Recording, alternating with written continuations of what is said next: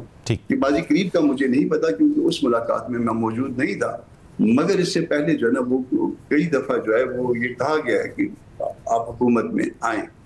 तो ये ख्वाहिश रही है कि हम हुकूमत में आए, मगर इस निज़ाम में जो है वो हुकूमत में हम आना नहीं चाह रहे। एक तो जिस सूरत हाल में इलेक्शन हुआ और जो कुछ इलेक्शन के साथ हुआ और जो कुछ इलेक्शन में हमारे साथ हुआ, तो उसके बाद ये हमारा हक नहीं बनता या उनका हक नहीं बनता कि हमें कहा जाए कि आप जो है ना इस हुकूमत में आएँ और हमारे साथ चलें।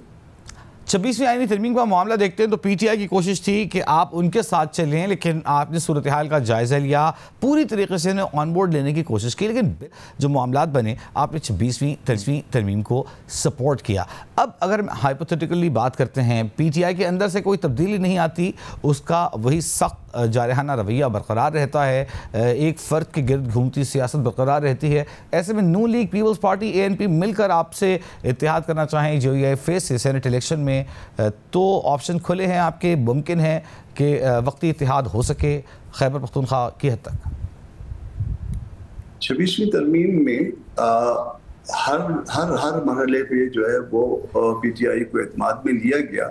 और इवन जिस वक्त तारड़ साहब, आजम तारड़ साहब तरमीम सेनेट में ला रहे थे, पेश कर रहे थे, तो उस वक्त तक अपोजिशन चैम्बर से ये फरमाइशें जो है वो आती रही, मेरे जरिए आती रही। मुझे बुलवाया गया कि मगरिब का टाइम था और उन्होंने कहा कि आप पहले इधर आ जाइए, ये आपने कहा था कि ये बात इस तरह से तय हुई है, तो ये देखिए इन्होंने ये फिर गड़बड़ कर दी। तो उस वक्त तक भी आजम साहब से आप पूछ सकते हैं कि तहरीरी कुछ और था और जुबानी कह के उसको तब्दील करवाया गया। तो उस वक्त तक भी जो है ये तब्दीलियां होती रही और उनकी फरमाइश पे होती रही।